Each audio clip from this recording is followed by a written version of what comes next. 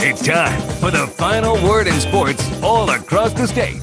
You're listening to Sports Talk with your hosts, Phil Kornbluth, Will Pelagic, and the Professor Tom Hayes.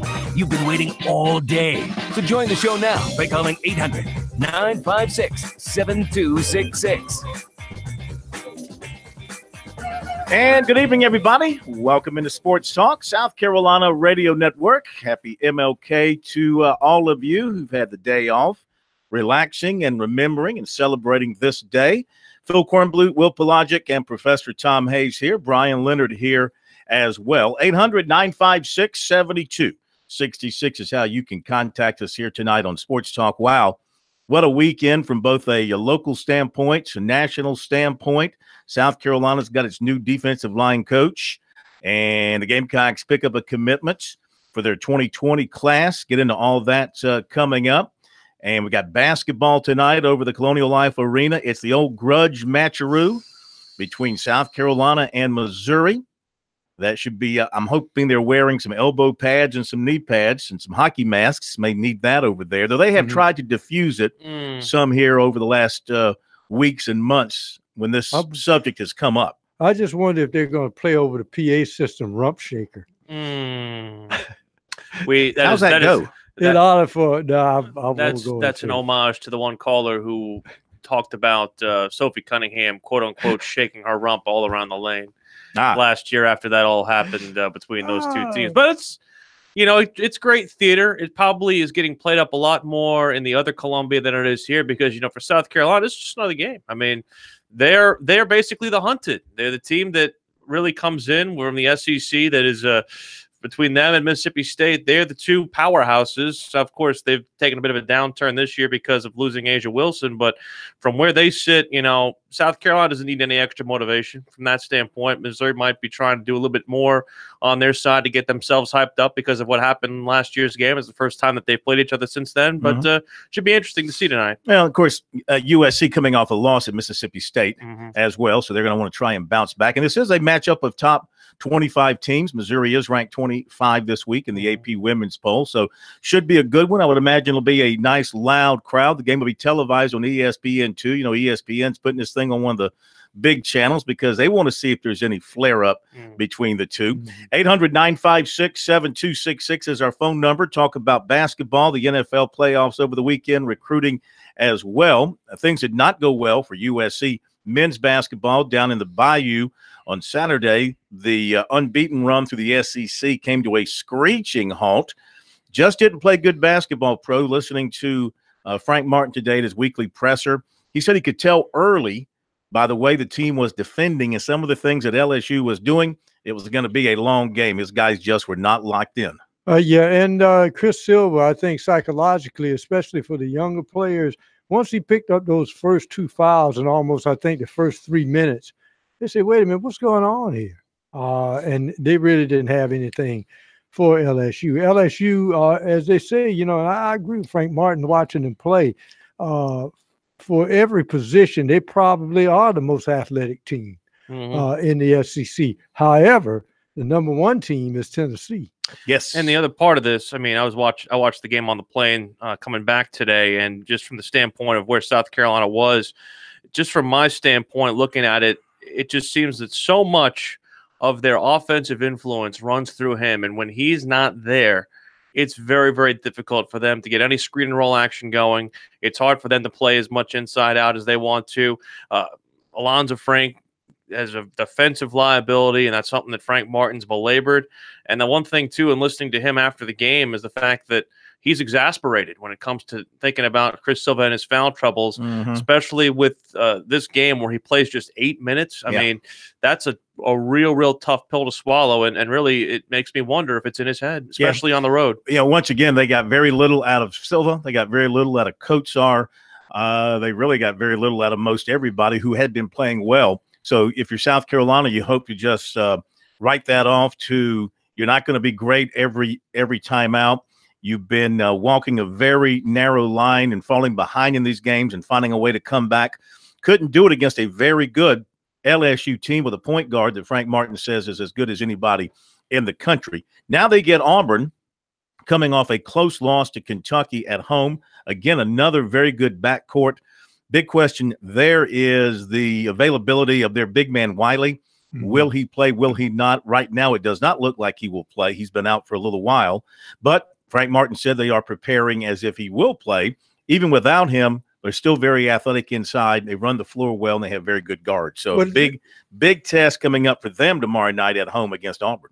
Well, see, what could be a negative could be a positive for Auburn, because let's face it, last year they played small ball and they destroyed people. If you're South Carolina, you do not want them to get good looks from three, because if those first few threes go down, they're hard to stop. And so maybe not having Wiley inside makes guys less reticent not to take that three. So there'll be a dangerous bunch coming into Columbia tomorrow. A lot of recruiting over the weekend, of course. South Carolina having a mixture of some official visits, including 2 non-committed, and several 2020 prospects picked up a commitments in the 2020 class from Daquan Stewart, receiver out of North Carolina, guy that caught 75 balls last year, and not all that heavily recruited yet in terms of big-time offers. USC's his best offer. And, again, you cannot as a fan, you can react however you want to. I mean, I know I don't even have to look at the message boards or our Twitter feed to know what the reaction of people were to that. You mean South Carolina had to beat Massachusetts and Akron for this guy? This is where you have to, of course, trust your coaches that they do their own evaluation, that they have a player they've seen on film, in person, they've met with, maybe had him in camp, and they know more about him. Believe it or not, they know more about him than you do. And so you just have to trust him. And this is what makes or breaks a football team, these decisions on which players should take and which players to pass on. Well, it's weird. You know, I mean, we saw this with a couple of 2020 guys before. It's not like that this guy can be, you know, a commit and then possibly stay there. We saw that with Mikos Todd. He was somebody who, after they saw him play in his junior year, that he ended up not necessarily keeping that commitment, keeping that offer. So from that standpoint, you can see both of those things kind of come to pass. But he had the kind of numbers that are gaudy, and they jump really much off the page. A lot of people, though, probably taking a more conservative aspect on him. It's the kind of guy who, I think if he starts to pick up offers, then the Gamecocks will look smart. And it goes to show, again, with what Will Muschamp says, it seems like after they offer a guy, they start to get paying attention. Yeah, one of the things you have to look at anytime you look at any athlete that projects the wide receiver, you look at his high school team and ask, what did he play? And if I'm not mistaken, he played some quarterback, didn't he? I don't. Yeah, I go back and look. I think he did play some quarterback. But what I'm getting at is a lot of times high school coaches will put their best athlete just under center so they can get the football. So Hunter Renfro. Yeah, exactly. Hunter Renfro was a quarterback in high school, and he was the best athlete on the team. And he was the reason, you know, Saukesty made the playoffs his senior year. But I get your point. Yeah, the best athlete, especially in a small school situation, is going to play under center. NFL playoffs. See, now you know what my Packers have gone through. Oh, stop! If you're a Saints fan, no one's. You know what it's like to just get screwed by the officials. No. Or just to have, if you are, or you know, if you're playing the Patriots, I mean, you know, you're going to get every call against you. Yeah, no, you're going to get every call. Patty cake on Brady against you.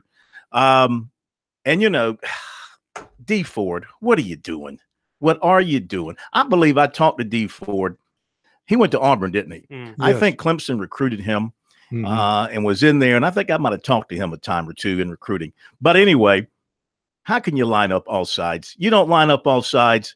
It's a pick. It's over. Well, I don't think Brady throws that ball. I think he knows. No. He was. I think Brady knew he had a free play, and he just threw it over there. I don't think so. I think he did. You think so? I think he did. I don't think he did. And I think you're giving him too much credit. I think New Orleans. I was watching that game in a New Orleans bar on my phone about this much, so I really don't know. New Orleans blew it in the first quarter when they got their interception at the 16-yard line and got held to 3. By the way, don't go to New Orleans anymore, guys. I drank all the alcohol. There's none left. The no call in the Saints game, probably the worst decision ever by an officiating. I have some stories about that one. I can imagine. Back in a moment.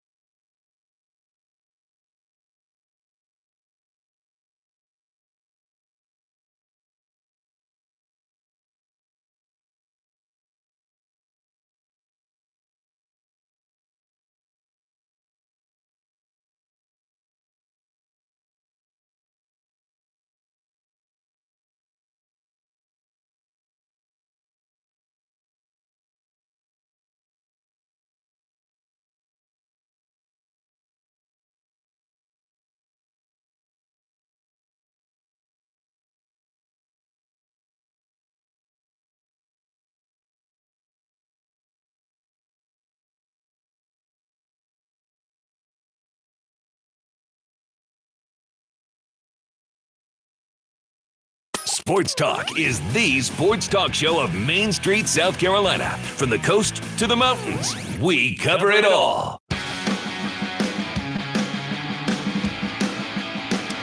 Sports Talk South Carolina Radio Network. So I'm gone for one show, and the whole world goes upside down. Joe Moglia leaves Coastal. Corey Miller's off his meds. I mean, like, what the hell?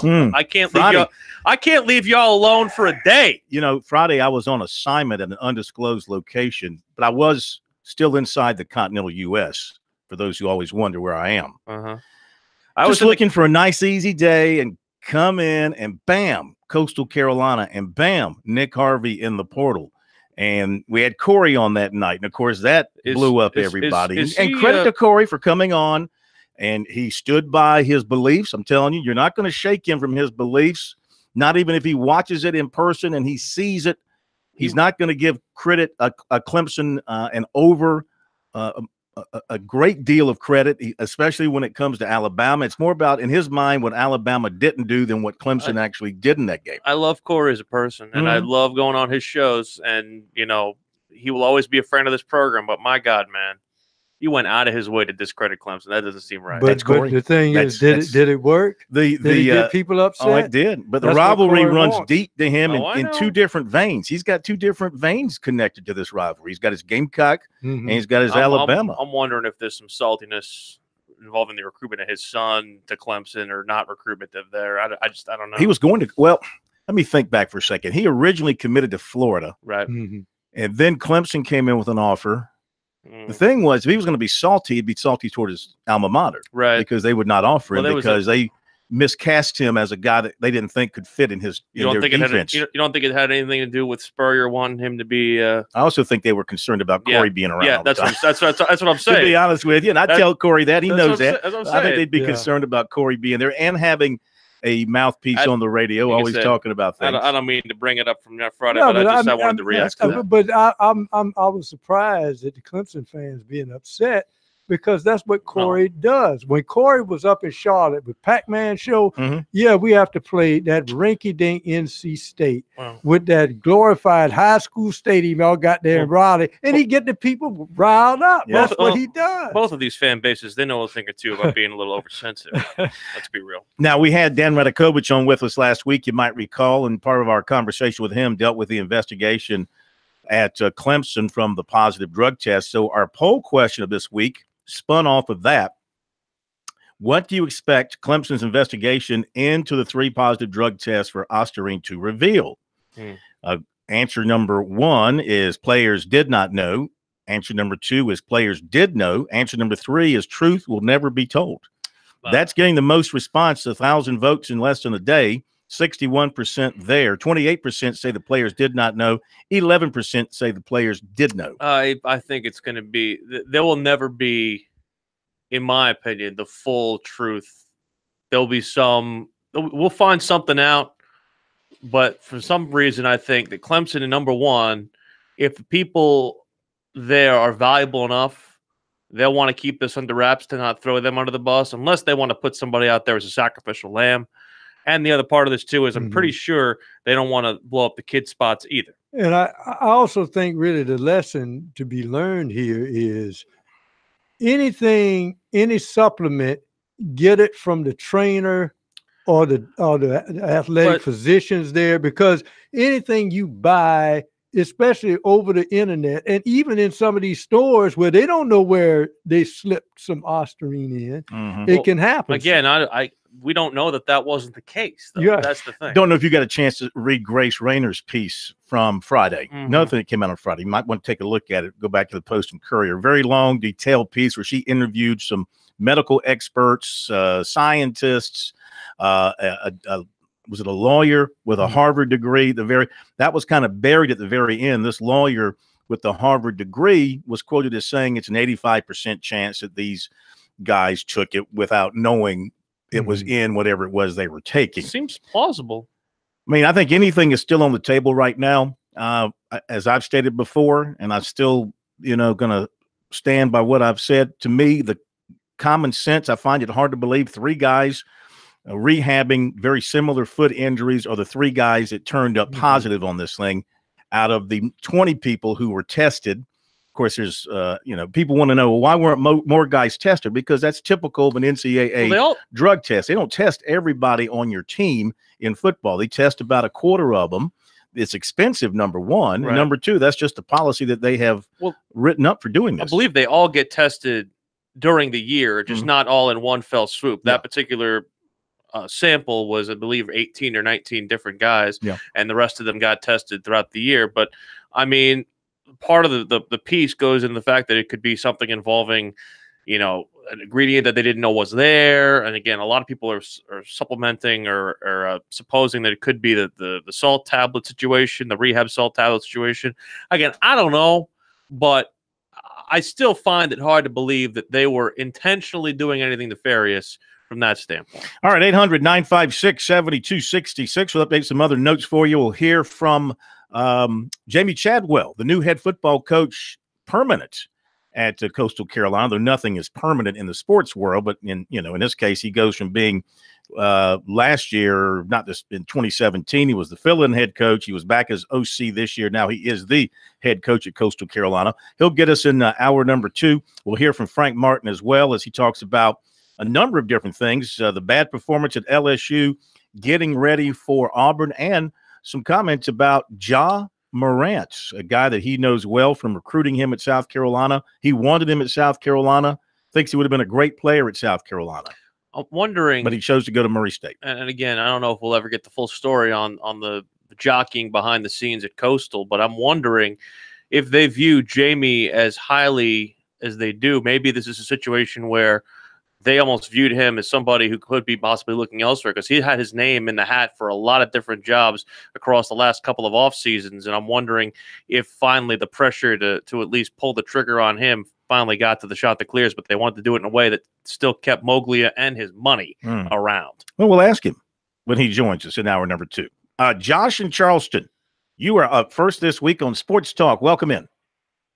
Hey, guys. Hey. Good evening. Listen, I just wanted to say something about Brady. I know people have Patriots fatigue and everybody thinks he's protected by the league, and I get it. I mean, some of those calls last night were just egregious. But I was thinking today, okay, so this is going to be the 53rd Super Bowl, and this is Brady's 9th. Mm-hmm. That means he has played in almost 17% of every Super Bowl. One quarterback has played in almost 20% of every Super Bowl played.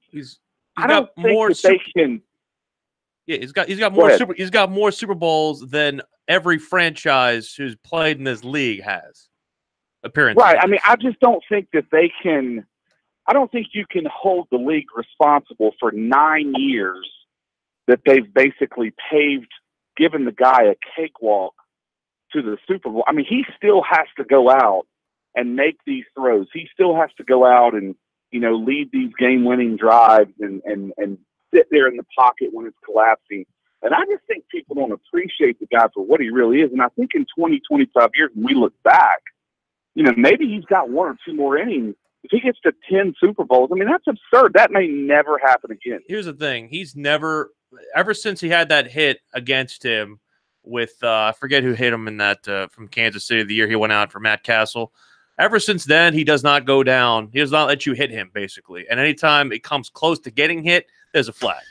He's a great quarterback. No question about it. Bernard Pollard was the guy hitting. But he also has had a great organization from the ownership on down, and very few quarterbacks, get that in their lifetime in the NFL. The ownership's been great. The scouting department with the Patriots is unparalleled. Yes. These guys go out and find more players who turn out to be winners in their system. Rejects, guys overlooked, free agents.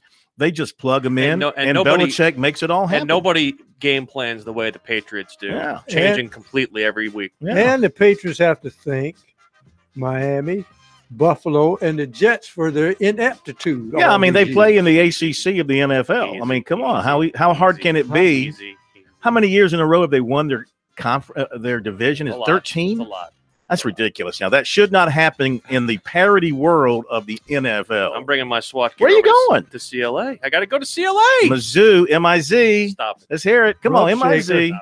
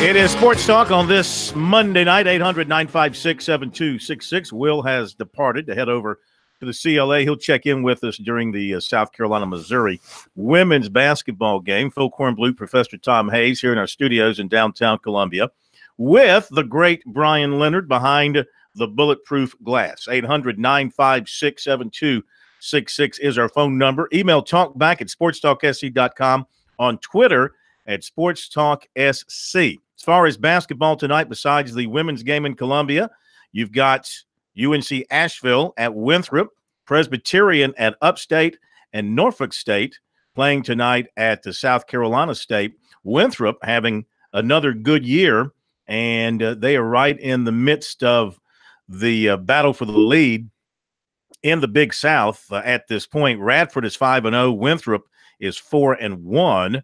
Presbyterian's having a pretty good year, 3-2 in the league, 11-9 overall. Charleston Southern is struggling, lost several close games. They've lost overall 10 games and 7 in a row, and they are 1-3 in the league. Nice win by Coastal Carolina over Appalachian State. Appalachian is the worst team in the Sun Belt, but a win nonetheless. How about Wofford holding off Furman on Saturday night in a classic showdown? So Wofford 7-0, 15-4 in the Southern Conference.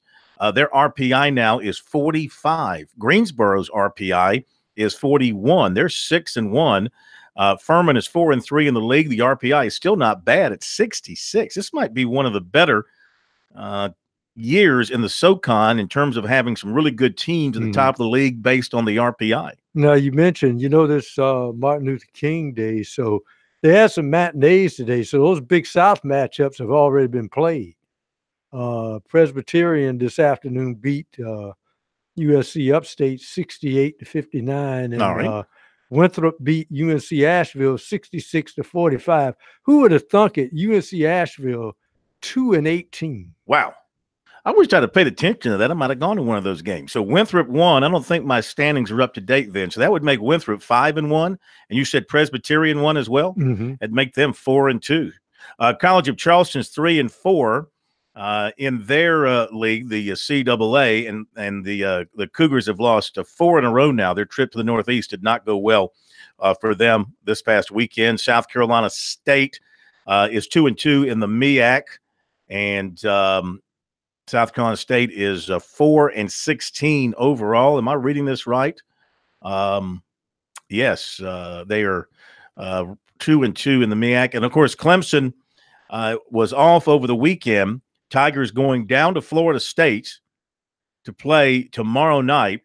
Tigers are 1-3 in the ACC, 11-6 overall. And this is very poor scheduling by the ACC. They made Florida State go up to Boston College and play yesterday afternoon and they got at noon, and they got beat. Now they got to turn around, fly back home on Sunday.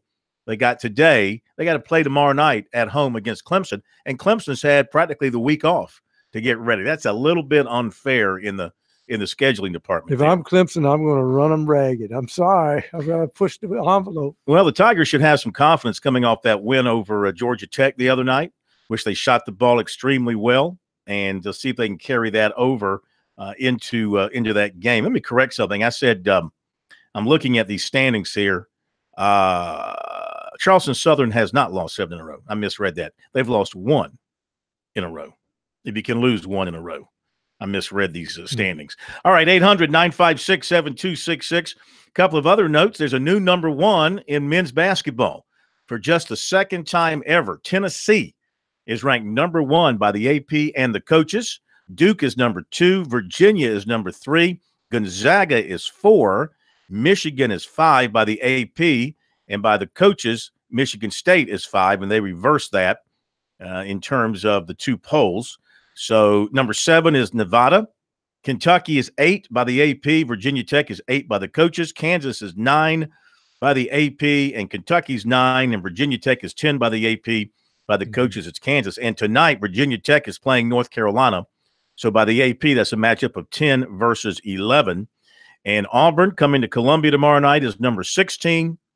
Ole Miss is number 20. NC State is 21. Mississippi State is 22 by the AP. And LSU breaks into the ranking at number 25. And Rick Barnes becomes only the 6th coach in NCAA history to have more than one team ranked number 1. I think he had Texas ranked number 1 at one time. And we don't have to tell Clemson fans what he did at Clemson. Yeah. I mean, he had Dean Smith. He had an uncle or a Turby or whatever he wanted to call him. And Turby. And NC State looks a little bit dangerous because they look real good playing at Notre Dame, which is a tough place to play. And they won that game and they look good. So this is a dangerous schedule minefield that Clemson has to walk every year in the ACC. All right, USC will have a meeting of the Board of Trustees in the morning, a conference call to address athletics employment contract. Gamecock Central reported this morning that it's to finalize the hiring of John Scott Jr.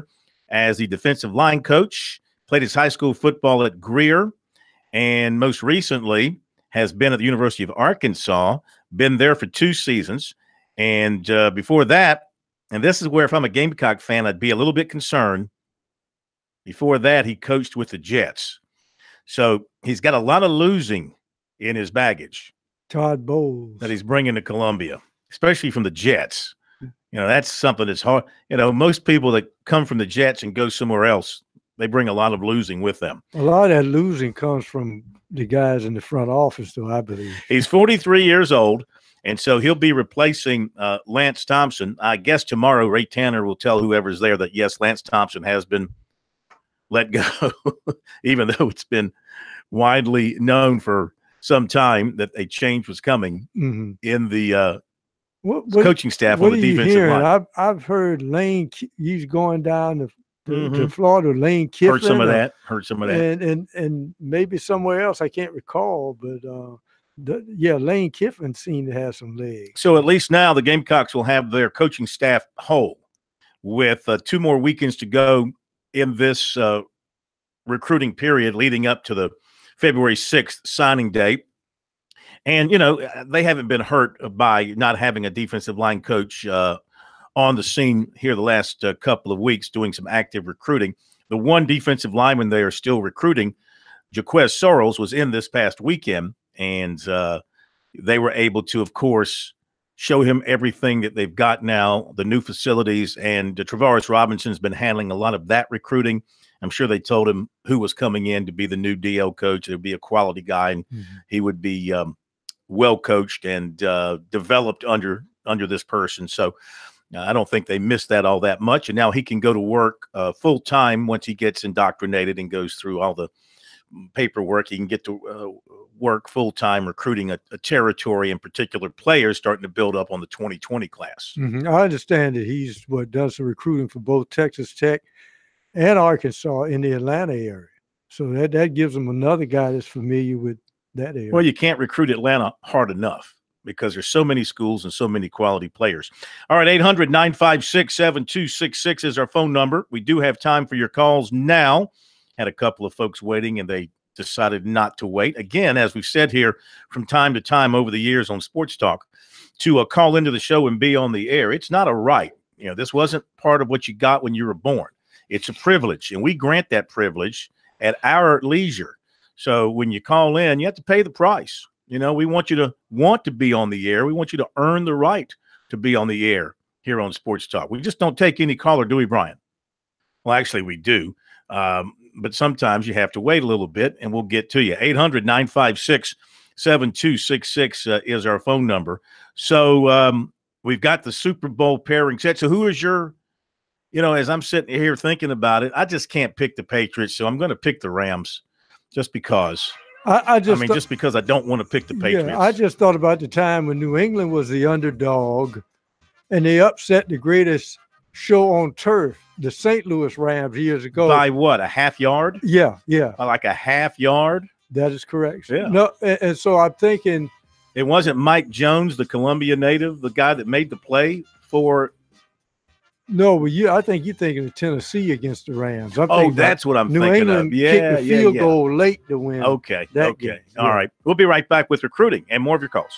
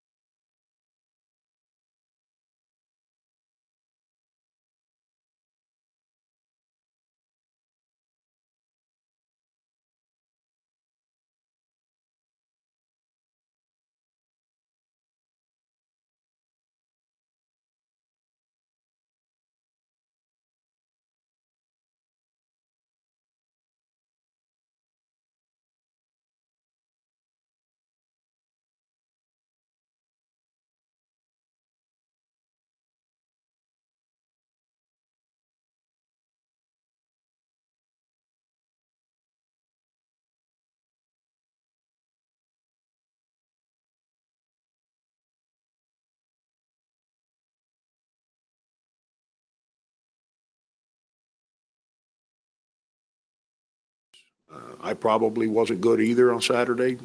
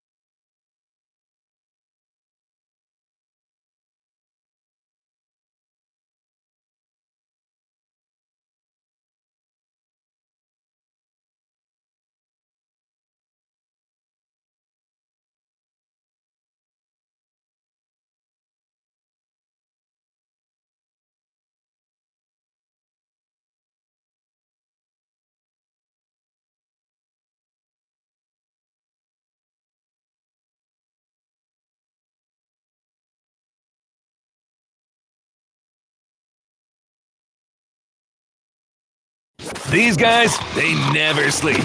Check them out on the web at SportsTalkSC.com. Now, more of Sports Talk on the South Carolina Radio Network. Yeah, one more thing about the Patriots and their win yesterday. I mean, how many breaks do you have to get to win a football game, right, against Kansas City? How about the roughing the passer call, where the defensive lineman is just getting in on Brady, and the arm comes down, it comes across the shoulder pads onto the chest area, doesn't hit him in the helmet, on the face mask, or anything, comes across the arms. Brady doesn't even hardly feel him. He doesn't go to the ground, and they get a flag. I mean, come on. You know, they're really going to have to take a look at these things, the ownership. And you know, when NFL ownership gets mad about something, they do something. I mean, if we're going to have to go to replays to correct officials' obvious bad calls, we're going to have to do that. And they've got to do something about the overtime rule. I mean, I've been harping about that for eons, ever since they came up with it.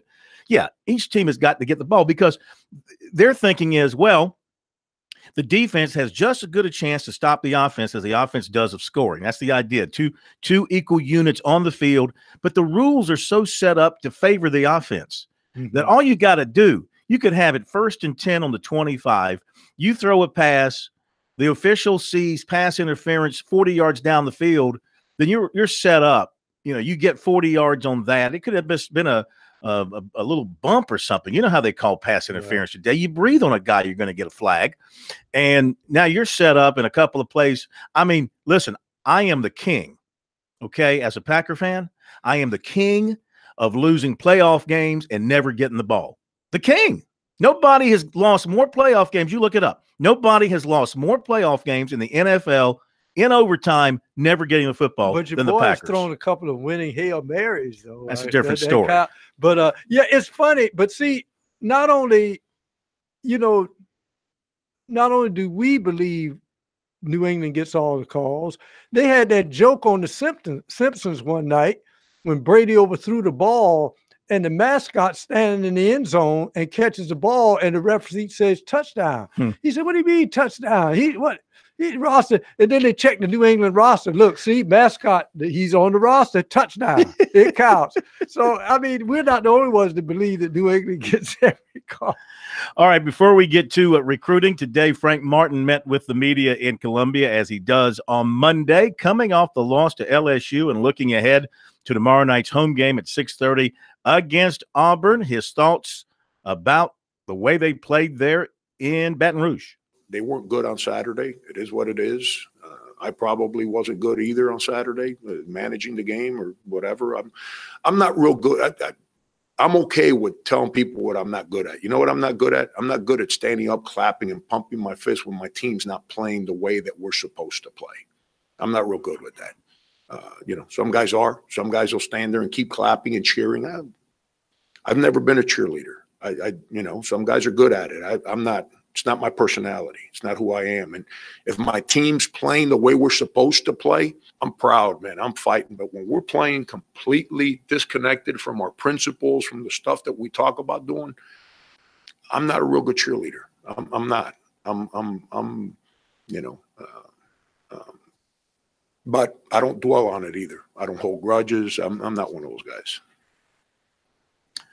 Any update on Justin Minaya? Two questions. Any update on Justin Minaya? And second question is not related to your team, but John Morant has sort of like taken college basketball by storm. And did you see that in him when you were scouting him and recruiting him out of Crestwood? Yeah, Justin, I'll answer the first one, the Justin part. Justin is starting to do some running on the court. Phil, I think you guys understand this about me by now. I'm not with injuries. I'm not big on giving numbers and all that, because then, a week from now, then you guys are going to say, well, you said this week. What's the deal? You're not being honest with me with the injury. I think that sometime early next week, he should practice. That's just my gut. That's not a doctor. That's not a trainer. That's just my gut watching where he's at right now. And, and then he'll, like we said, he'll go through 3-4 practices and see how he feels and how that knee responds. And then if everything's a thumbs up, then I've told you guys from day one, it's a decision he and his family have to make. I'm going to support whatever way they want to go on that, to play or not to play. And then Ja, I don't really comment on other players or people that sign with other schools or whatever, but we recruited him. We offered him, it's, I'd give you the story on his recruitment, but I don't think it's fair to him. That's something that he would have to speak about. But yeah, we offered him a scholarship. I saw him play a gazillion times. And, he was on that AAU team with Devontae Shuler and Zion Williamson. And no one really paid attention to him because he was kind of that forgotten guy that just made all kinds of plays, but everyone was so focused in on Devontae and Zion. And then I saw him at an event here in town that my son had been invited to. So I was privy to that I can be in there to watch my son. And they were on the same team. And I'm sitting there saying, holy cow, wow, I didn't know he can do all that. And I'm a big fan of his. I'm really, really happy for him because it's a wonderful family. He's a wonderful kid.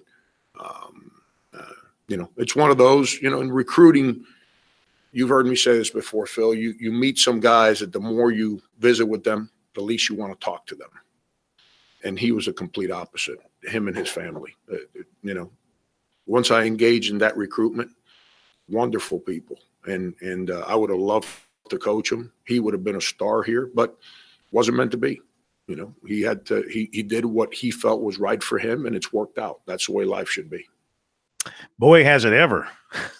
I mean, that cat is playing out of his mind and has worked his way all the way up in the draft charts to where they're saying not only will he be the first point guard pick, but maybe in the top, 5 or so. I mean, it's just, you watch his highlights, not just his ability to get to the rim and make all kind of great moves to get to the basket. His outside shooting is deep.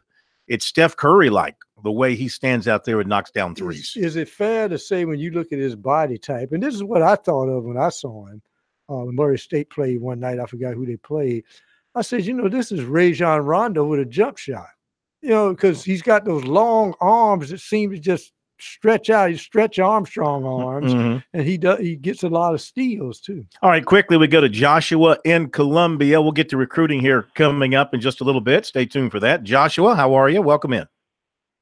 So I have a question about transferring. Yes, Joshua. Is there any way you can transfer out of the Columbia market and take P. Willie with you? No, I have propaganda. I have a lifetime contract. In fact, I don't know about this, Joshua. Have you heard the news? No. Well, let me break it to you. I'm sorry to tell you this, but the news anchor at Channel 19 in Columbia, do you know him?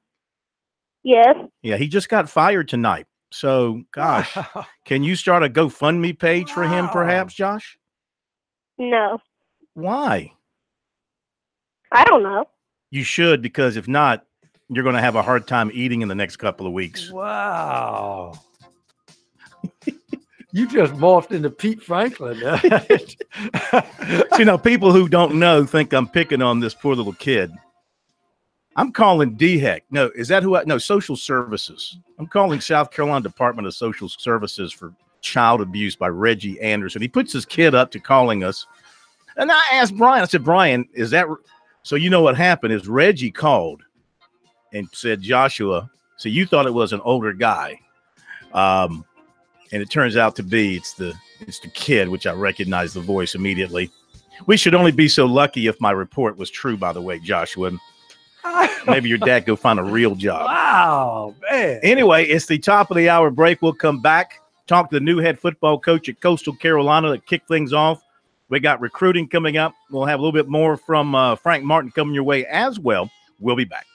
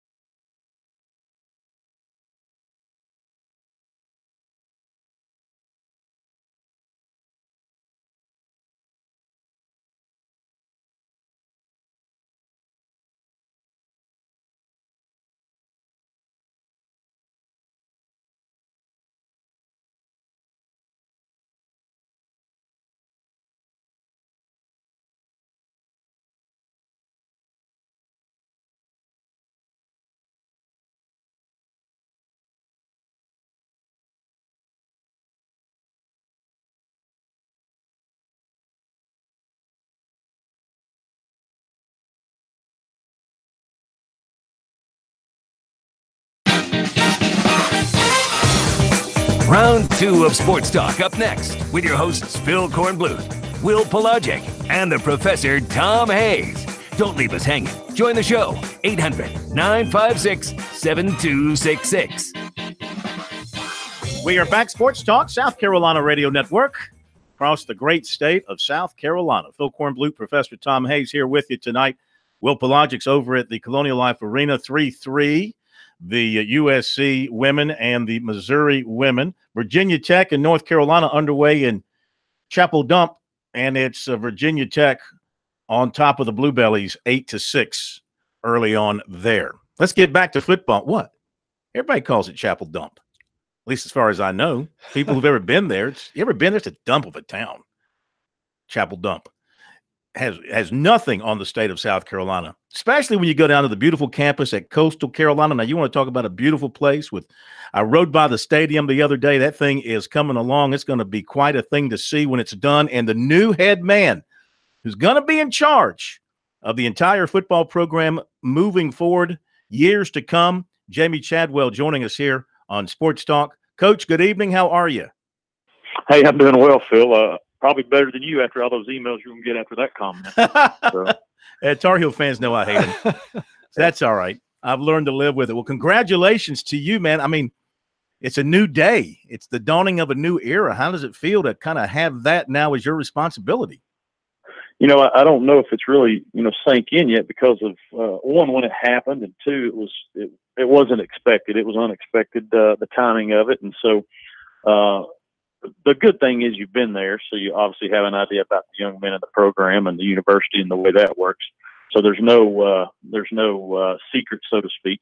But it's still, anytime you move chairs, you move up one, it's always a challenge, just trying to get yourself ready for that. So, but something that hopefully that I feel like I'm ready to take on. Yeah, certainly. I mean, if anybody is experienced, prepared for this, it's you. But going back to Coach Moglia, did you sense anything, see any signs from him in the days and weeks leading up to this, that this was on his mind? No, I didn't. But now Coach is obviously very intelligent. He's going to put a lot of thought into every decision he makes. And the thing that he talks about all the time is when he comes to a decision, he's going to let his intellect have. He uses the quote all the time: "My intellect's going to have 51% of the decision making, because if I let my emotion have it, I always make an emotional decision. Usually I'm wrong." Mm-hmm. And so it's something that I know emotionally he probably didn't want to do, but intellectually he knew it was the right time for him with the the reasons that he stated, and obviously I think he's left the program in a place where we can continue to build off the foundation that he's laid in a good place. It's not like you're taking over something that's completely just terrible and you got to build it up. I think we got some good pieces in place, and now we got to continue to build it so as we continue to climb in FBS football. Now, how's it going to work? Because he's not going anywhere in terms of his office and his visibility around the place. He's staying on as, I think it's called, the director of football, and you're the head football coach. He's still the chairman of athletics. Yeah, chairman of athletics, yes. How's that going to work from a football standpoint? Well, from my understanding, obviously I make all the decisions for the football program. So he'll be around, obviously, as the overseer. I'll report to the AD. The AD, obviously reports to him for anything, but he'll be over football as far as any decisions financially, fundraising, all the different things that sometimes the head football coach will do. I think he's going to be heavily involved in those parts. But as far as the day-to-day operation of making decisions, who you're signing, how to run practices, all those different things, that'll be me. Now, when you get a head coaching job, you usually have to walk into and give that first speech to the players because they don't know you, you don't know them, but you don't have to worry about that. You can skip that step because you know what football team you're taking over. So what type of football team do you think you're taking over, and what are your feelings about the immediate future? Well, I think we have a solid team. Last year we finished 5-7. We're 5-3 at one point, and weren't able to, to finish strong to get the bowl eligibility. We played last year with 70 scholarships. We played with a 2 deep that had 15 out of our 22 that were freshmen or sophomores. So we've still got a really young team that got a lot of experience last year and was ready to, was ready to see or find out how good you have to be to compete in the Sun Belt Conference. So I think we've got, even though it's still a young team, we'll be at 80 scholarships after this signing class gets here. We'll still be young, but we do have some experience. And so I think we're on the verge of doing some good things. We still have a gap to close. That's obvious. And we got to find it. We got to continue to recruit to close that, but also we've got to create an edge that we play with, a mentality to help us close that gap with the better teams in our league. Yeah. What's it like for you? We're talking to Jamie Chadwell, head coach at Coastal Carolina. Now, when you were in the Big South and you got Charleston Southern to the point where it could play with Coastal Carolina, so you two were kind of the class of the league, though Coastal was going to the playoffs, I think, practically every year there.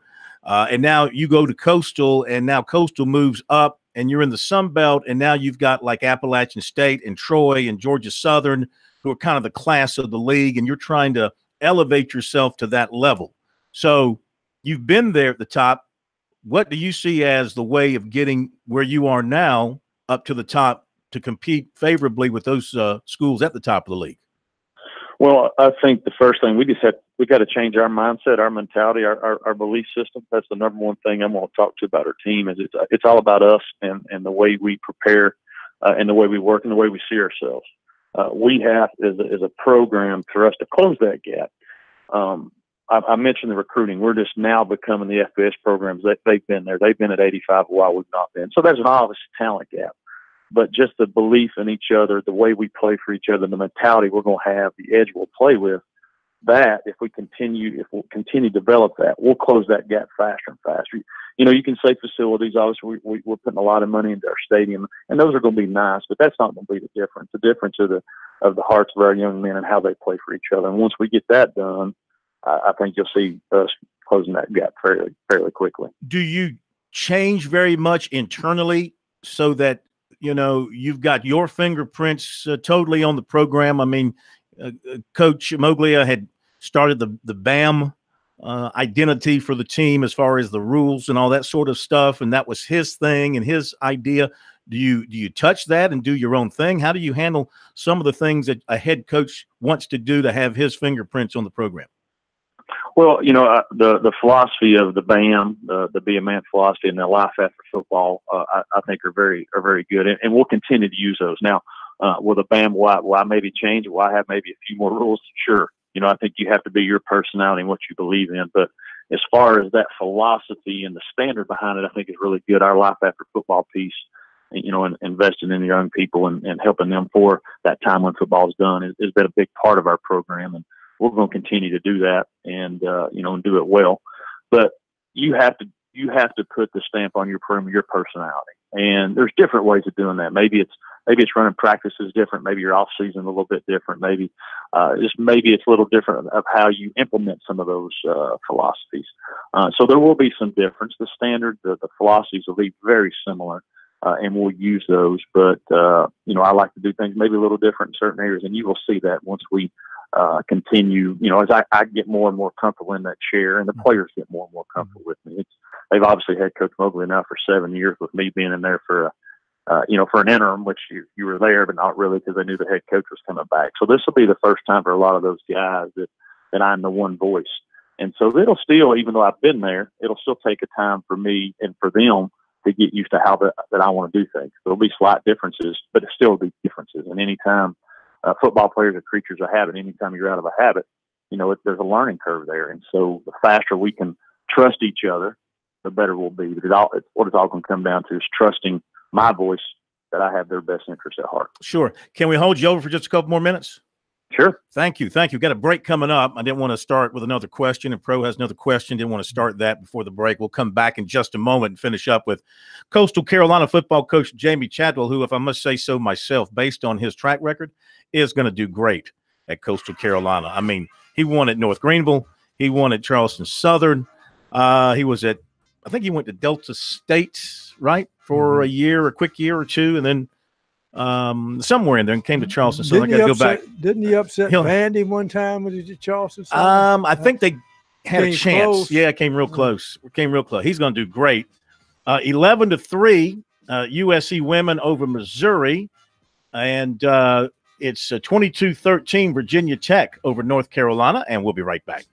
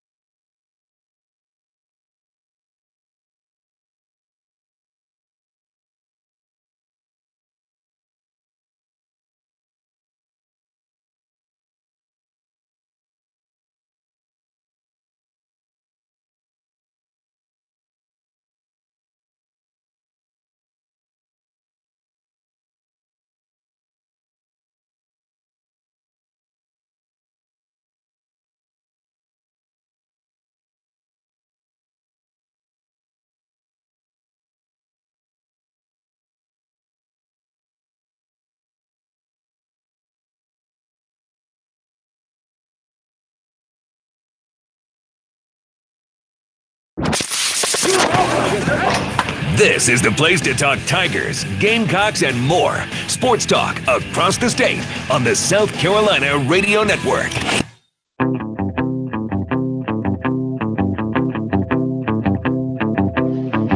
Now, the happy news over the CLA, USC up on Mizzou 19-7. Happier news from Chapel Dunk, Virginia Tech up on North Carolina 22-13.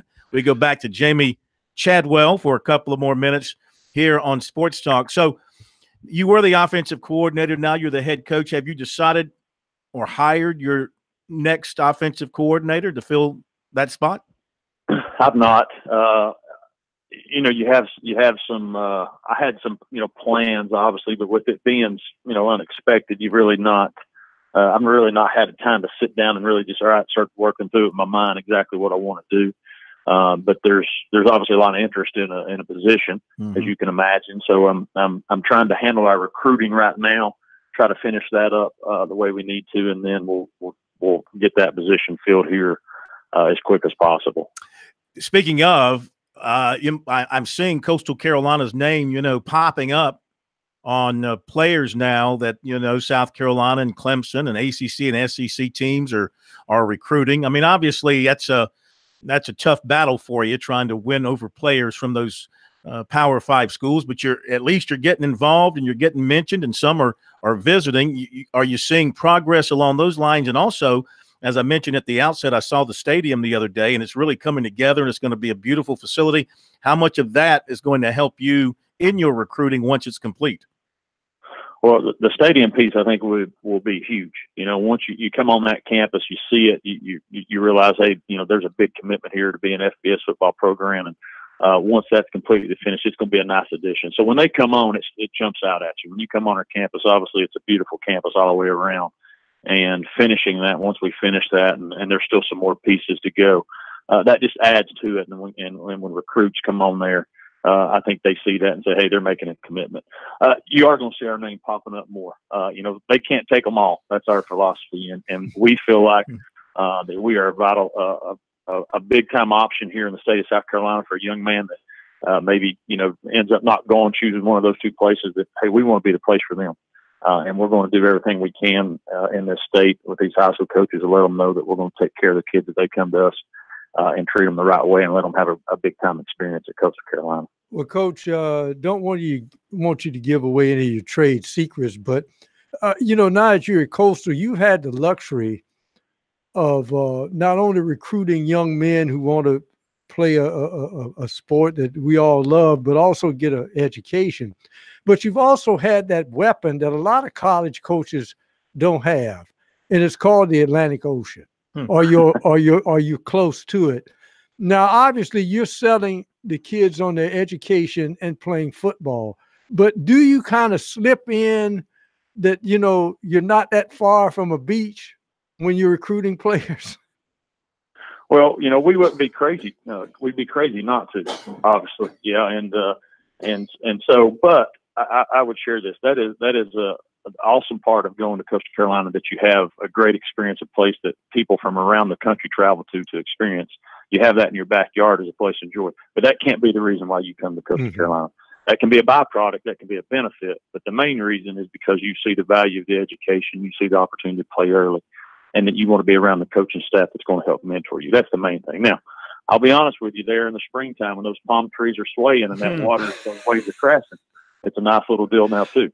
So, ain't no doubt about that. Ain't no doubt. Just looking at your schedule for next year, you open up August 31st at home against Eastern Michigan, and then you go out to Kansas. You're going to see Les Miles out there in week 2. Yeah, the Mad Hatter. So that'll be Eastern Michigan was a bowl team and really had Georgia Southern beat, and Georgia Southern made a great player at the end of the game to beat them. So we know that they've done a great job of there. So that's a big battle. And then obviously going to Kansas with him taking over, one thing from his days that they're going to be tough physically, and you better be prepared for all 4 downs because there's no telling what will happen with him. So that'll be a good experience. And most people probably don't know we actually have a home with Kansas. Oh, so they'll be coming back to us as well, which is a big deal now that we have that stadium done and the bowl game coming. So I think we're ready to really start taking our league, and people start recognizing across the country, about Coastal Carolina and the steps we're making in football. Well, listen, congratulations to you once again. Kind of had a feeling this day would come at some point in time, just didn't realize it'd be right now. We wish you the best of luck. Look forward to seeing you maybe over the summer, and of course when we're on our tour in August. And good luck out there in recruiting. Hey guys, I appreciate y'all having me on anytime. Thank you so much. Thank you. All right, Jamie Chadwell, now the head football coach at Coastal, and he will do a great job. There's no question in my mind. Keep the staff together or make whatever changes are necessary, get the right guy in to call the offense with him, get the right personnel to run what you want to do, get the best quarterback you can get. They're going to have a beautiful stadium, field house, facility for that level of football. It's going to be one of the best in the country. I'm glad he said he's going out to some of them players because, as he said, Clemson, South Carolina can't have them all. And let's face it, Coastal, you think of Norman and I forget the big fullback's name, and they've already put some kids in the NFL. Oh, yeah. The running back a couple of years ago with the Ravens, they've had, and others. The wide receiver who was with the Bengals got into trouble quite a bit. Okay, to recruiting now, of course, on Saturday at the Junior Day 2020 receiver, Daquan Stewart, 6'2", 194, Huntersville, North Carolina, committed to South Carolina, fourth commitment for the 2020 class. 75 catches, over 900 yards, and 14 touchdowns last season, and says this pretty much does it for him. Says he loves the family feeling at South Carolina, the facilities, the whole deal. Says his heart is there at South Carolina. Cornerback DeQuantius Watts from Atlanta was at USC officially over the weekend with his aunt, and South Carolina's been recruiting him hard. And he said he had a really good visit with the players and the coaches and got a chance to see the new building and really liked it. Said they put $50 million into it, and it's real nice and brings a lot of attention to the school. Met with Will Muschamp before departing. Said that he's hard on him as far as recruiting and really wants him in the program. Said he feels great about South Carolina. Says they are on top. That was his first official visit. So he was going to visit Oregon next weekend. He just tweeted out a few minutes ago that visit is off. But he tells us that he is still looking at another visit this weekend, Louisville or Maryland, for that last visit or for the next visit, maybe the last. He had planned to announce January 28th, a week from today, but now, as of yesterday, he was going to wait until February 3rd or 4th. We'll see what happens with this weekend visit and what comes of that. Muschamp and Brian McClendon are to do their in-home visit with him on Wednesday. According to Gamecock Central, another USC target, cornerback Shiloh Sanders of Cedar Hill, Texas, was back in Columbia over the weekend, unofficial visit. He's taken officials to USC and Colorado State. He's been favoring the Gamecocks, and it's certainly a sign that he is strongly thinking about joining South Carolina. Offensive lineman Darius Washington of Pensacola, Florida, according to the Miami 24/7 sports site, took an official with the Miami Hurricanes over the weekend. He's also taken officials to USC and Mississippi State. And Clemson was in touch with him at one point. He had told us recently that was still up in the air. He's been committed to Mississippi State and has publicly maintained that despite the other visits. Clemson had an official visit over the weekend from running back Michael Dukes of First Baptist, and the Tigers offered him. He is one of the state's top running backs from his career, the last two seasons, over 4,100 yards and 63 touchdowns. Spoke with his coach this afternoon, and he had talked briefly with Dukes, and Dukes had not told him anything more towards a decision at this particular time. Obviously, he was very happy, very excited to get the offer from Clemson. Clemson just trying to make sure it's got enough running backs in the running back room because, you know, you're going to have ETN go pro after next season, and you're going to lose Feaster after next season, and assuming he comes back, which at this point he's not put his name in the transfer portal, so it would indicate that he plans to come back. You've got Lynn J. Dixon, and then that would be it. And so if Clemson signs the other running back they like, Jerrion Ely, but he decides to take off and play pro baseball, you know, it's going to leave them shorthanded at running back. Plus, they like Dukes, and Dukes is a quality running back. Now, Syracuse likes Dukes a lot too. Dino Babers was in last week, and an assistant coach from Syracuse is coming back to see him, I think, sometime this week. All right, so we'll keep a close watch on that. We got more recruiting coming up.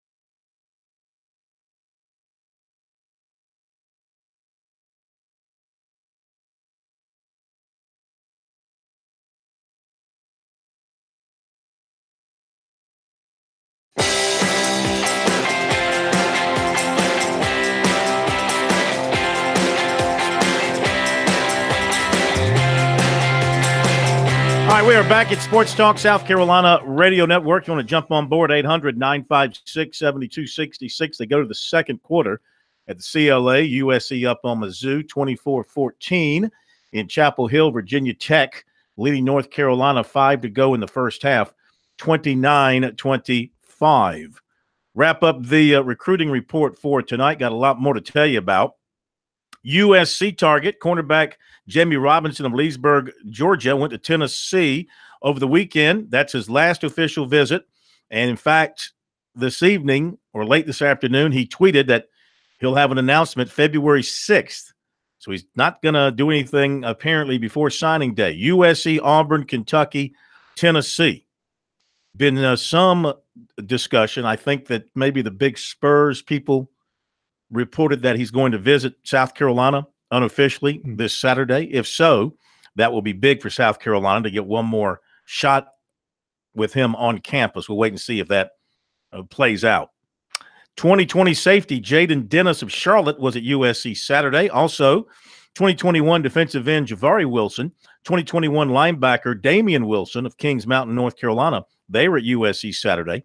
Hammond School quarterback Jackson Muschamp, son of Will Muschamp, was offered by Wofford.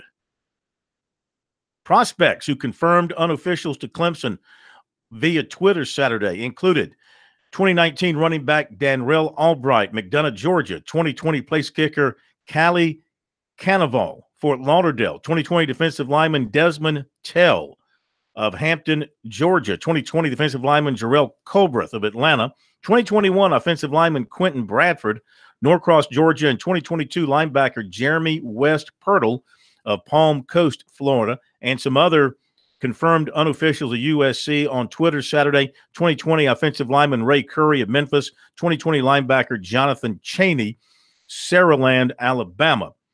And USC offered 2020 offensive lineman Javian Cohen of Phoenix City, Alabama. That's one that Coastal Carolina has offered, and he plans to visit USC and Coastal Carolina this coming weekend. USC offered 2020 offensive lineman Vershawn Lee of Woodbridge, Virginia. He was in on Saturday. Syracuse, Virginia Tech, and Tennessee, some other offers. And the Gamecocks offered 2021 athlete Philip O'Brien Jr., Deerfield Beach, Florida. Sockasty cornerback Kenny Solomon picked up offers from Rutgers and Colorado. He went to Louisville officially over the weekend. He's going to visit Rutgers officially this coming weekend. USC quarterbacks coach Dan Werner checked in on 2022 quarterback Ty Simpson of Martin, Tennessee. USC 2020 baseball commitment outfielder Brandon Fields of Orlando tells us that everything as of right now is still solid with USC. He plans to play both baseball and football. He's been in touch with new running backs coach Thomas Brown. Not sure when he'll visit again.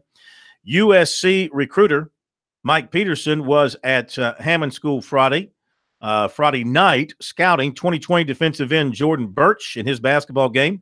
Birch and his 2020 teammate, defensive lineman Alex Huntley, they were at USC Saturday. Huntley recently offered by LSU, and Oklahoma's head coach is expected in this week for a visit. 2020 receiver Jalen Coit, 2020 defensive end Xavier McIver-Sherrill, offered by East Carolina. In basketball, USC offered 2023. Is that kindergarten? 2023 6'4" TJ Cochran Jr. of Columbus, Georgia. This was according to his AAU organization, putting that out. All right. And let me just check here real quick, see if there's anything else that I need to mention before we hear more from Frank Martin. Yes, USC target 2020 receiver Michael Wyman of Greensboro has set an official to Oklahoma for April the 12th. He was at USC on Saturday.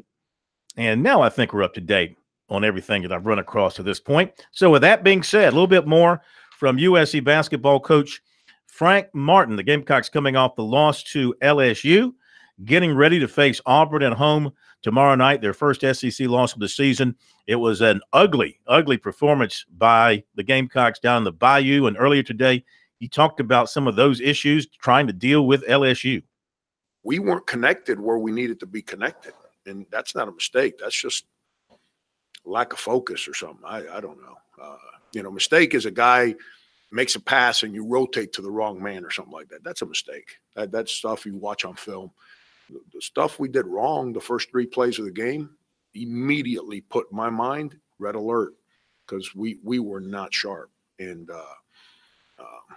maybe I managed the 2 days of practice after Vanderbilt the wrong way. I'm in the middle of the whole thing right now, so I'm not going to sit back and try and figure out if I didn't manage post Vanderbilt to the LSU game properly. We got to get ready for Auburn on Tuesday, so I'm not into dwell on good and bad.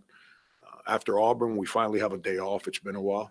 So I'll kind of sit back and rewind this past week and see what I think I did right and wrong. Frank, looking ahead to Auburn, it doesn't look like Austin Wiley will play. He's got more leg issues. How much does that change y'all scout and trying and planning around him, and now you don't have to worry about it? Well, he gives them a low post score. That's kind of, when they spread you out and they put all kinds of shooters and guys that play off the dribble around the perimeter. And they kind of spread you out, and then boom, they throw it into him, and he gives them, he's a load. I feel bad for that young man. He just, I don't know, can't get healthy.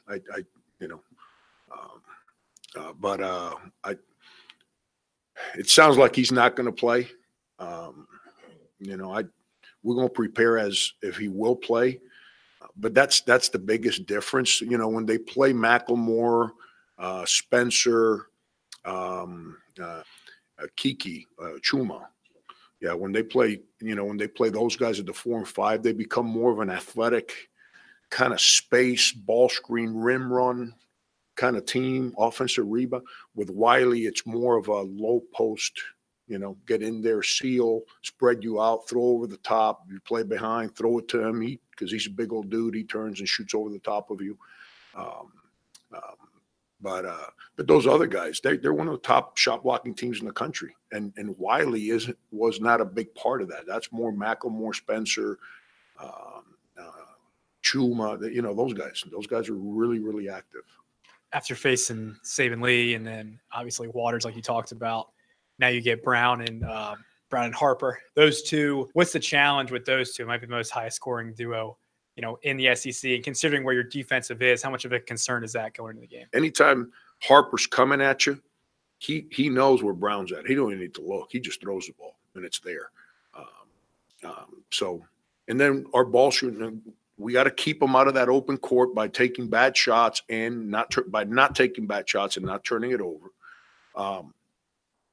We've got to get to the foul line. That slows the game down for them on offense. And that slows it down for us on offense. It slows it down for them on offense. And then our ball screen coverage has to be good. Our ball screen coverage has to be good. We have to be extremely diligent and intelligent with when they put us in ball screens, which is coming, with how we cover that.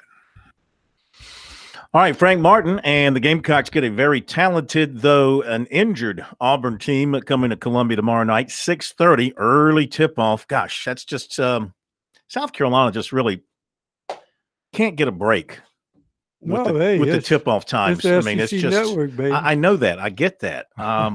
That's just not good for home attendance for a South Carolina team. Is there a perfect time for South Carolina basketball? I mean, would 7 o'clock make much of a difference?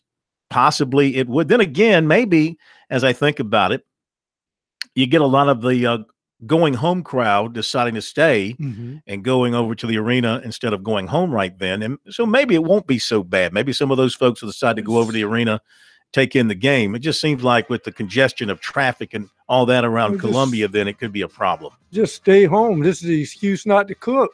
Hey, honey, we're going out to dinner, and then we're going to the game. Yeah. Of course, some people do have to work. I give them a pass on that. But I think the Gamecocks, if I'm not mistaken, they've got a couple of these 6:30 tips coming up back-to-back weeks. Better than 9:30. I got those coming up in Clemson. It's bad enough. All right, we'll be right back. We'll get an update from the CLA where USC continues to lead Mizzou.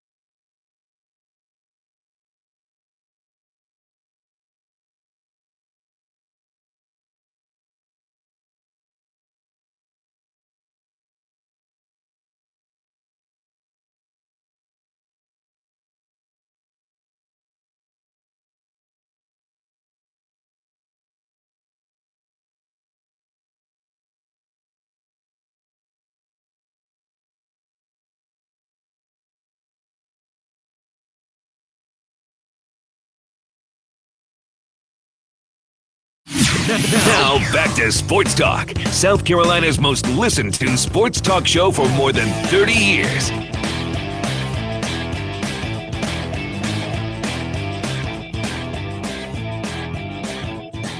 All right, well, the Tar Heels finally woke up, much to my chagrin. Boy, they have put on a run here to end the first half. They are up on Virginia Tech now.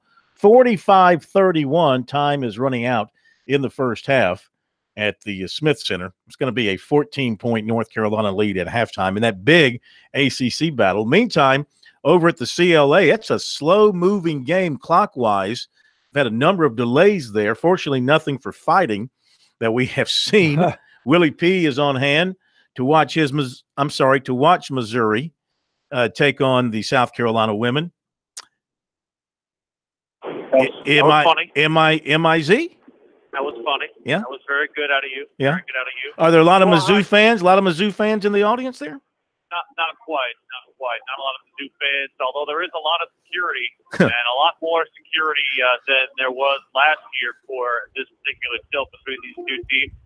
You really didn't see much at the beginning. In fact, both teams actually stood at center court in a circle. I guess at least some sort of an effort to try and keep the peace. They're both wearing the We Back Pat shirts that commemorate, of course, the passing of Tennessee women's basketball coach Pat Summitt. Each one of these teams in the SEC plays a We Back Pat game, and of course, other teams across the country do so. As far as the game on the scoreboard, Gamecocks lead 34-23. They've led by as many as 14. Bianca Cuevas-Moore is 3 of 3 from downtown, 4 of 4 overall. She has a couple of steals as well for South Carolina. All 11 of those points coming in the opening quarter. Kiki Herbert-Harrigan leads all scores with 12. Sophie Cunningham currently is at the free throw line, which is why you hear the boos. She has 7 points for Missouri, and they've just cut the lead to 10. She's been booed basically every time she touches the basketball here, guys, but at least it has stayed at peaceful from the standpoint of nothing freakish-wise on the floor. But Gamecocks leading 34-25 now with 4.5 to play in the opening half. You know, I'm sure that you being from Missouri and all that, you know Sophie much better than we do. But just watching her here on television, Will, she seems like a real sweetheart of a person. It seems like somebody that, you know, is probably going to be a great mom one day and raise a nice family and be a sweet person. I don't understand why the angst towards her. Well, I've watched her play since she was in 8th grade. So from that standpoint, just because she played locally at Columbia Rockbridge High School there. So she is the true personification of a local girl who, very similarly to Asia Wilson, stayed at home when she could have gone elsewhere. But she plays a very physical and intimidating style. I almost feel like she's a victim of sometimes her body kind of out of control, basically without her control over it. So from that standpoint, I think she plays a little bit out of control, not necessarily her fault, but she plays a physical style and she relishes the role of the heel. I mean, I liken her almost like a Grayson Allen or a Marshall Henderson, somebody in that vein where they know that they have skill and they know that they're an agitator. And quite honestly, she's the kind of person where if you have her on your team, you love her. But if you don't, then you love to hate her. Yeah, she just got called for a foul, Pro, and you like to say a lot of times reputation will get you a foul. Yeah, it'll get you a foul. That clearly, you can't see it, Will, probably on the replay. She just got called for a foul. Clearly was not a foul. Clearly it was not a foul on the replay. She didn't touch anything that I could tell. But the thing is, when she and Chris Silver, both of them, when they just lean their hand forward toward a player, that whistle's going to blow. Well, that's the thing about her is that she will get a lot of reputation calls. She's sitting for the first time in this game. She played all 16 minutes of the half before that, and just this game has been probably more tightly called than any. And David Cloninger put this out also before the game. The Post-Interior writer who covers all things South Carolina for them. The 3 officials working this game are all veteran officials, but none of them worked any of the 2 previous games between these 2 last year, which, of course, were highly controversial in nature, just from the standpoint of Dawn Staley mad about the lack of fouls called on Missouri in the game that was played in the other Columbia last year. And, of course, last year the fracas that ensued in the melee between these 2 ball clubs last year here. Is the clock kind of slowing down the rhythm? I mean, the malfunctioning clock has slowed down any pace this game would have had? It was a lot faster in the opening quarter. Both clock delays have kind of, I guess, messed with the both of these teams' kind of rhythms. The Gamecocks, as you know, pros, are much better when they play faster. and when they're able to kind of go up and down and play in transition. Anytime that a team can kind of slow them down, it plays into what they're weak at, which is creating offense off the dribble. They've had to do a lot of three-player weave type situation stuff that really is kind of hard for them to do when they don't have that obvious offensive threat like an Asia Wilson last year. So from that standpoint, they're better off when they're creating off the bounce and creating off the dribble. They're just not having a lot of success in the half-court offense right now, as you just saw them miss. All right, Will, thank you, man. Enjoy the rest of the ball game there at the CLA. USC's been leading throughout, and we'll see if the Gamecocks can hold on to that lead and get an impressive win that will keep them near the top of the SEC standings. Both of these teams came in at 4-1 in league play. Dan Mullen announced this afternoon out of the University of Florida that he has hired Torian Gray to be his secondary coach, I guess. I don't know if they break the secondary down into safeties coach and cornerbacks coach, but Torian Gray, the former Tar Heel, going to Gainesville to fill a spot on that staff. Of course, tomorrow it'll become official. South Carolina has hired John Scott Jr. to be the new defensive line coach with the Gamecocks. So the coaching carousel continues to turn, and it's going to slow down here a little bit. There aren't too many primo jobs left. We'll see who Jamie Chadwell hires as the offensive coordinator at Coastal Carolina. That'll be a primo job, I would say. And there was another Gamecock entered into the Hall of Fame. The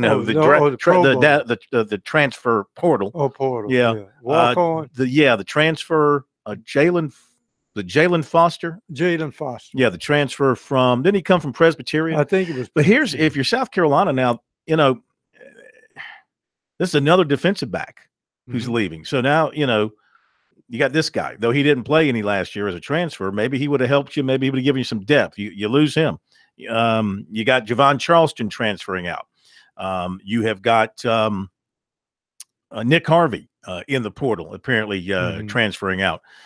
That's an area of need, body-wise and talent-wise, for South Carolina, and that's 3 who are leaving. I do not understand. Of course, again, I don't know the person. I've never talked to him since he got to South Carolina. I don't understand Harvey. If he got apparently he got a 6th year of eligibility. Why would he leave South Carolina unless they want him to leave? Apparently they're telling him maybe we're seeing that the youngsters are going to be pressed into service. And there's no room at the end if you got a little bit of gray in your beard. Well, one thing I'll say for John Scott coming in, it's a good time, I think, to come in to be the defensive line coach at South Carolina. You are inheriting an older group, and you are inheriting a group with some talent. When you think about it, you're going to have DJ Wanham healthy and ready to go at one defensive end. And you know how good he is when he's healthy. You're probably going to have Zach Pickens, I would say from the word go, at that other defensive end spot once he learns the speed and learns how to play at the speed. You've got Aaron Sterling back at defensive end. You've got Brad Johnson back at defensive end. You've got Daniel Fennell back. These are guys have all played a lot. You're going to get Tyreek Johnson into the mix now after sitting out another year, and he's older. Interior, you're going to have Javon Kinlaw. You're going to have Josh Belk. You're going to have Kobe Smith, Kier Thomas, Jabari Ellis, J.J. Inabari, Rick Sandage. MJ Webb played a good bit in the bowl game. That's a good group. He's going to have a good group. Now, he doesn't coach the ends, but he'll coach those interior guys. To me, that is a group good enough to be successful in the SEC. They're older, they're bigger, they're going to be more experienced. That should be a good group for South Carolina. The key is depth, and the two things I talk about: defensive linemen, big linemen, especially in the interior, depth, and give you all and get those guys out of there. And for goodness sake, get off the field. When it's 3rd down, make it 4th down. Got to improve on that, no question. That'll do it. Thanks for being with us, everybody. Have a great night. We'll see you tomorrow here on Sports Talk.